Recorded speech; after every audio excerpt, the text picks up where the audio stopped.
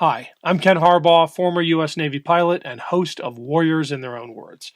Our mission here is simple: to preserve stories of service and sacrifice from America's warriors. Through archival interviews with veterans from World War II up through modern-day conflicts, we present first-hand accounts of what it takes to defend a nation. This is the unvarnished, unsanitized truth from those who lived it. This is Warriors in Their Own Words. In June of 1944, hundreds of unpowered glider aircraft landed deep behind enemy lines. Their mission was to deliver troops, weapons, and equipment in support of the D-Day invasion. The glider pilots then had to fight their way back to the Normandy beaches to receive their orders for their next flights.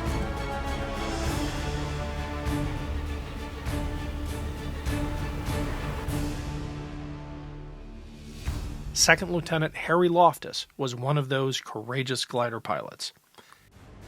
He was anxious to get his next assignment and help the Allies in their race across Europe.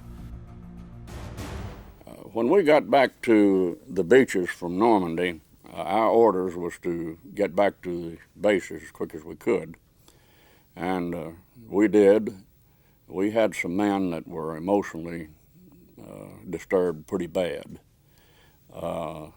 Just a short while after that, we went in June the 6th, and sometime in July,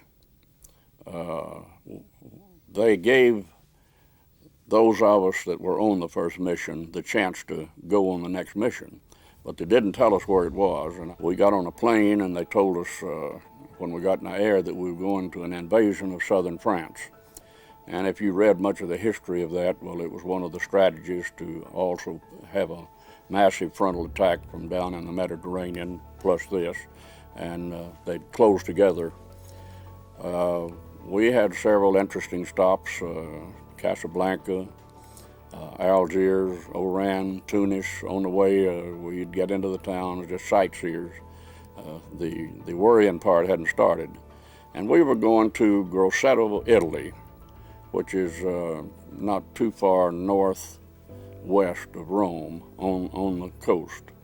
And we trained some down there with gliders that had been shipped there and put together. And you understand these gliders would be sent in boxes, and they had to be put together by glider mechanics, and you wanted to be sure that he was on your side because that's where your life and death is. But anyhow, we got ready for the mission in southern France. And the responsibility for us there was to move inland. It ended up being 17 miles inland, and have a holding action, again, from the Germans that was being pushed from the coast to us. When we went in, it was a very calm flight. As we hit the beaches, or close to the beaches, I guess it was close to San Rafael or Cannes or Nice, we were getting some anti-aircraft fire, but relatively speaking, there was not any problem with that. I was in a lead glider and come to a drop zone, and there wasn't any question we could identify it, and it was a large grape vineyard. Now we're going in mountains, and they're pretty much close in the side. As a result, when I broke loose from the toe to make a 270-degree pattern, when I reached the last leg before turning into the grape vineyard, I was so close to the mountains that it was just like you're seeing something right in your lap. The wing like it's laying on top of these mountains in dirt. And then you make your last stop because it's still going down. And in these fields, an interesting thing happened. I knew my landing was okay and no problem, and of course, one of the first things you do on a normal tow is to push your nose forward and let it dig in and pull brakes. But it sounded like all hell had broken loose when I hit those vines. And all I could see is chewing up the nose of my glider, and I pulled my feet up and told the co-pilot, he was one of the infantry, he wasn't a pilot, but to get your feet up. And we just rode it out that way, and we had been running through steel stakes. And it was my opinion all along then that this was something that the Germans had put in there. because going in, we saw some of the fields that were going to be landed, and we had the poles that was put in the fields, and you just couldn't get through those poles. It's going to be, but we did. We managed to get on, and many people were hurt and killed in that type of field. But in ours, it could have been. I was told that those grapevines were very heavy, and said it could be trunks of that we were hitting, or I don't know what else. But I walked out of the front of my glider. Everything worked to perfection. When we got unplugged from the top, all of the part that was still remaining went up as the Jeep went out, and they were on their way.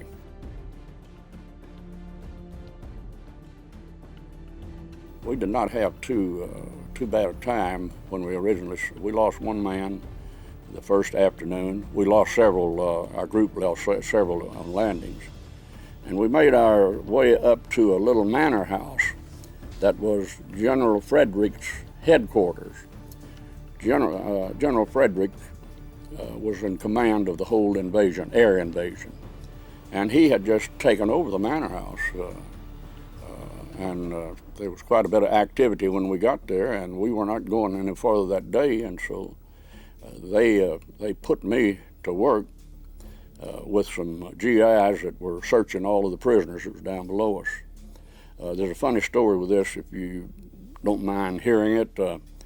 As I sat there, a chicken run by me, and I reached over and grabbed the chicken, and everybody thought I was crazy because I wrung its neck.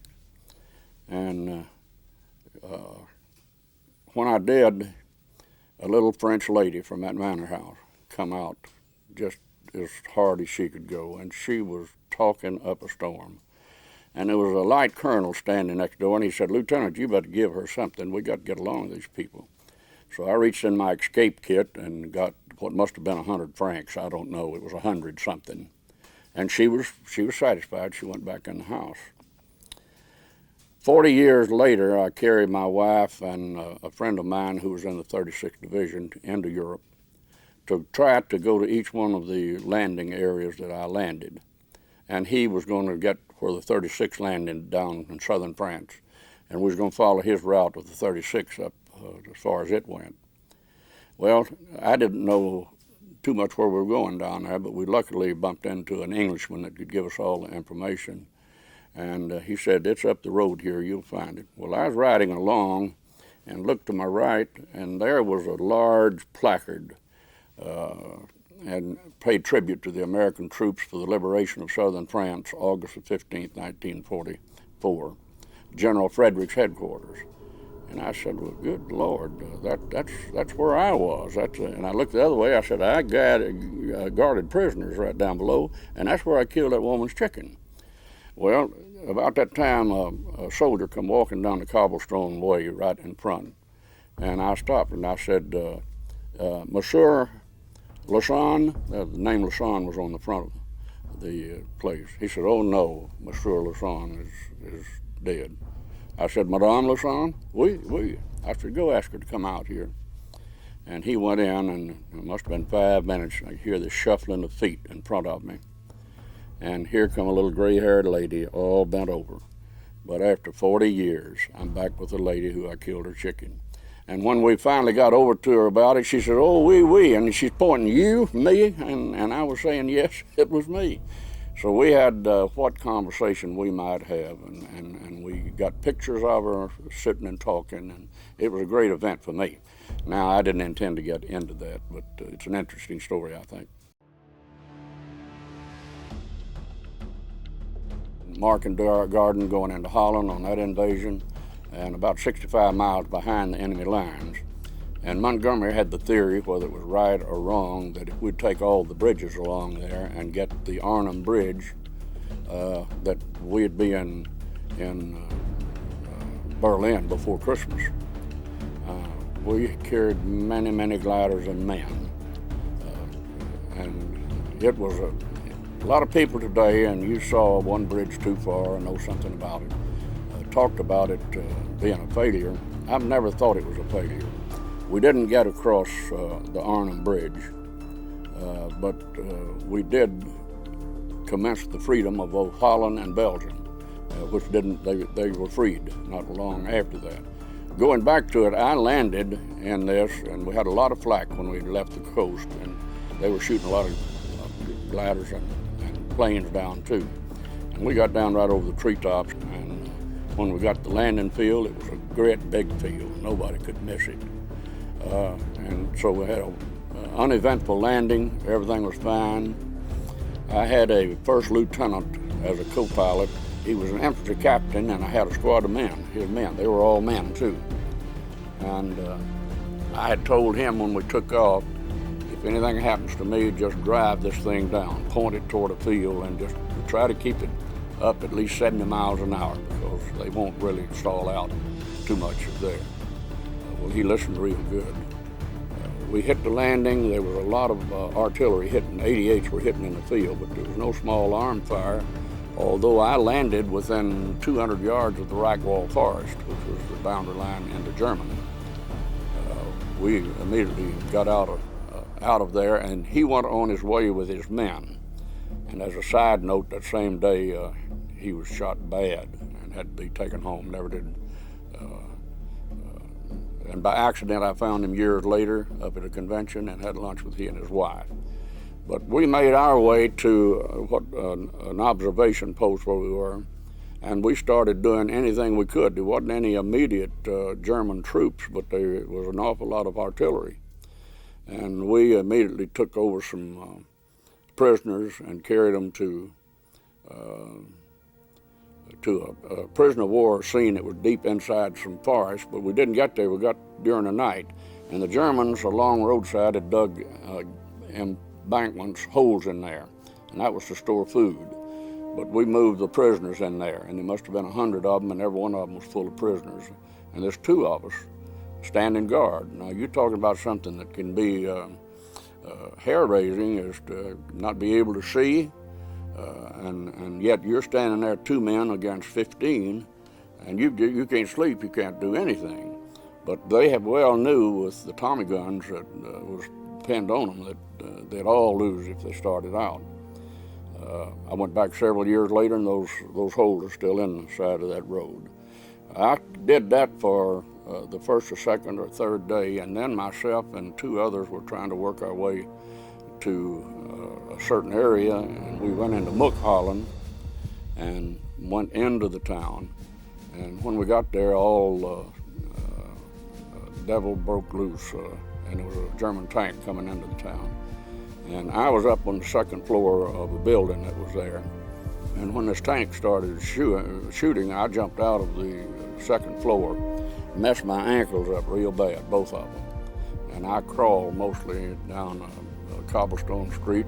They also dumped their gutter there. It was an unpleasant experience, but I knew something was wrong with my feet. And finally, I made my way to a hospital, field hospital that had been set up not too far from there. And I had sort of sprained my ankles, and I still have some clotted blood areas of that, but they put taped it all around, and I stayed in there two days until German planes were strafing us so bad, and there was a big red cross to see if it didn't make any difference. Then I worked my way down a little bit. One of the most interesting things, we were in different fights. One night we spent with artillery unit around it, so we dug in, and we got word that the Germans were breaking through at the Reichwald Forest, so I was taking to us to go and handle that. We held that for a while, and then one of my friends captured 2 of them, captured a German motorcycle, and 4 of us made our way from there to France, down into France at Lyons. And they said, go there and they'll tell you where our base would be. You see, we had dropped from Holland, from England, but our base was going to leave while we were over there in combat. And so we got on this German motorcycle, and we drove through Holland and Belgium and France, stopping. Sometimes the Germans were breaking that line. I told you it was 65 miles, and they'd break that line. and we'd stop and enter combat with the rest of the troops that was there until we could get through, and we'd go on. We actually were 18 days getting back, and when we got in, we got a report on those that made it okay, and it was a very rewarding experience. How to judge it as compared to the other missions, because of the ease in landing and very few crashes, and because of where we actually were, most of the action in Holland was going on at Arnhem, which was 10 miles away from us. And that's where the heavy fighting was going on. We didn't get in on any of that except one or two of the villages like Mook. We had some immediate action, but outside of that, we was finding our way home mostly. And we drove that motorcycle all that way back to our base. And when I left over there, well, they were still riding that German motorcycle around the base and using it. After the Holland mission, we had no more missions as such, with the exception of about 40 gliders, and I take my hat off to them more than anything in the world, but somewhere close to Christmas, about 40 gliders went into Bastogne, and you can imagine they were carrying gasoline and shells in, and they went through a tremendous thing for them to do, but was very successful in it. But we had no major drops then until they had the attack across the Rhine River. That was the important thing on the Holland drop, was to get across the Rhine River, because they could make their way into Berlin in a hurry if they did that. And so we got ready to go on this mission, recognizing that it was going to be a bad mission. Montgomery was in charge of that drop in that area, and they were going to build pontoon bridges. So I guess for 3 or 4 days before we went in, he had a tremendous smoke floating down the Rhine, so you couldn't see. And which was a good thing for him, but it wasn't very good for us. And we had no events, no problem going in. We knew that the landing fields were going to be pretty easy, but it ended up being one of the toughest missions that I was in. In the first place, my tow pilot must have lost his nerve a little bit, because getting us in either 600 or 800 feet, which you can make a standard, when they started firing, which was the time we hit the river, the eye was completely covered with anti-aircraft and flak everywhere and smoke. And he kept easing up until we were up at 2,500 feet. And there really wasn't any way to know where our field was. But I did some estimating, and those that were following along with me, they did the same thing. And finally, we got a certain distance, and I cut loose. Well, instead of making a 90-degree landing, 360 degree, or what have you, I went into a spiral right straight down, because I had to get where I could see the ground and where we were going. And by luck, when I broke out, which must have been 300 feet, I didn't see my field, but I saw a good field, and that's when you use your common sense. And I went into it.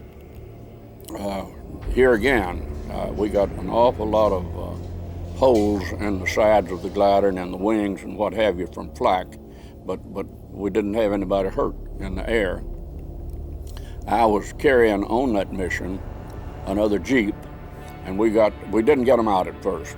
We run for a house that was close by, because some 100 yards to my right, and it would be, I think, east of where I landed, the Germans were behind a tall embankment that a railroad track was on, and they were strafing our field just everywhere. I don't know how we got to this house without being hurt. We were there for a while, and I don't remember how long, and finally it slowed down, but we do know that some of our artillery was already laying shots in there on them. I had to run back to the glider and try to get the Jeep out. And something happened with the mechanism to where it wasn't getting out, so we all helped each other get the glider tail up. And I was sitting there holding it. Once you get it, because of the balance that's in them, I could hold it easily myself. And when I did, from the same embankment over there, and I'm sure that's where it came from, I got hit in this right ham of my hand. And I immediately, it had a pretty good cut. I couldn't tell whether it was a bullet, whether it was a fragment of the metal that I was holding, or whether it was what it was, but I cleaned it up with sulfur and went on. It had no effect on me whatsoever, being able to do what I was supposed to do. Then we had some awful heavy fighting, because you all may have read and know of the SS troops made that one of its areas where they stopped last, and they didn't give up easy. I had a power pilot that went in with me as a co-pilot, and I just said, I can't tell you what to do and how to do, but you get in one of these holes and you stay. And we immediately set out for our command post that was still held by SS troops, and there was about 6 or 8 of us. And we spent most of an afternoon getting those people out of there. They wouldn't give up. And finally, all of them but 1 or 2 were killed in the house. Just gradually we moved up to get it. But they're very tough boys. We were filling every window we had full of shells and moving up as we did, and finally got close enough to 1 or 2. Somebody went to the front door. And, some of them ran and got away, but not many of them did. That night, we moved into a triangular-shaped piece of ground, and you all may have heard of Burp Gun Corner. That was where there was a fantastic night battle between our troops and German troops that were trying to make their way through us to get on into Germany. But we went into a triangular-shaped group of woods, and it was surrounded by anti-aircraft guns. And we thought this would be good. They already got a perimeter set up around us, and we can dig in and get a little rest, because we'd been in pretty heavy combat all afternoon. And we dug in the middle of the night, all hell broke loose. And it must have been the remnants of Burp Gun Corner, because we had Germans through the trees. It was moonlight night, and you wouldn't think you could see very well, but we could see them moving everywhere. We had a man named Jack Littell, who lives out in Colorado. I think one of the most courageous men I've ever known in my life, and he looked like a Rambo. When I raised up and it started, he was just covering with that Tommy gun. Another one, Frank Purley, who's dead now, bless his heart. He shot a German through and through, and then reached out and pulled him over and doctored him all night. Everybody else told him to kill that man, but he wouldn't do it, and he probably died later. I was firing a carbine everywhere I possibly could. They all had potato mashers, is what we called our grenades, and they threw 1 or 2 of those, but it didn't go into our holes, and it was all right. And it finally died, almost everything. Well, we were sitting there on edge for an hour and talking among ourselves from foxhole to foxhole, and finally I said, Jack, y'all keep me covered. I'm going to see if those guys are dead, because you can see them laying out there all over. About 10 or 11 of them, and I checked them all, and they were gone. Got back in, and the next morning we worked our way out, again bringing prisoners. We must have had 5,000 prisoners coming out of West Germany when we come to the river and backed up. And that was my last mission. I got to come home not too long after that. I don't dwell on it daily, but in recent years, I've thought more and more about it. I don't think there'll ever be another war just like it. We all know that with the atom bomb and what have you, it's changed warfare a great deal. For some 15 years after I got out of the service, I didn't want to talk to anybody about it. In fact, when I got home, I got all my family, and she's now my wife, and told them, y'all can ask me anything you want now, and I'll tell you anything you want to know, and then I don't want to ever hear of it again. And I did that, and then I had in that, and I still do it now, and I've been more emotional in the last year or two, because I get flashbacks of things that happened, and very dear, wonderful friends. I ought to explain to you about that, friends. And I do it this way. You know, I've been a man in my life that's been in politics and had to have a lot of friends. I had high school friends, college friends, fraternity brothers, and all of the civic work that I've done. But I never put them close to the category that I do of those glider pilots that was with me. And I never can forget their lives and what they gave to this country. Courage that you would never believe. We've got some men here now, this day, that can tell you stories that's unbelievable. And for that reason, I'm so glad that you all are doing what you're doing, because somebody needs to really know the story. Just something to the extent that they voluntarily gave their lives to make this country free and to make it what it is today. And I don't think any of them would take from it, regardless. That's the reason we have such a strong group of glider pilots that meet once a year and get together. And we don't tell too many war stories, believe it or not, but we know what each one of us has done and what they went through. And it's always a wonderful time to get back together. It was a fascinating experience, a memorable experience. I saw the good and I saw the bad. But as I've said before, if it had to happen, I wouldn't take anything for the opportunity of being with it and in it and a part of it. There is an award given to glider pilots that might tell you better than anything else, but it's a bronze arrowhead. And nobody in the air ever got it except us. And not too many soldiers, but it's given to those that led the march and made the front and were the first ones in. And you know, I've got 4 arrowheads. And what I did was, I think, one of the most important things that you could possibly do, a part of it. For instance, Normandy, D-Day in Normandy, there's no doubt in my mind that it was not for the airborne troops that we went in and the things we did in Normandy. They'd have never taken Utah Beach. They could never have taken it. And then I can take every one of the missions just like it in southern France. It wasn't as obvious, but we did our job of holding the German troops back in this valley until the ground troops could come and take them prisoner. I go into Holland, which I could talk to you forever about the things that happened in Holland. But you go, let one of us go to Groesbeck, Holland, or to anywhere else in Holland, or into Belgium, and they find out that you're a glider pilot, or that you're a paratrooper. And man, they can't be too good to you. They were freed. They were a perfect example of freedom from that country, which is the same type of freedom that I felt we were doing for our own country. And they remembered, and they believe it. That was Second Lieutenant Harry Loftis. Warriors in Their Own Words is our attempt to present an unvarnished, unsanitized truth of what we have asked of those who defend this nation. Thank you for watching, and by doing so, honoring those who served.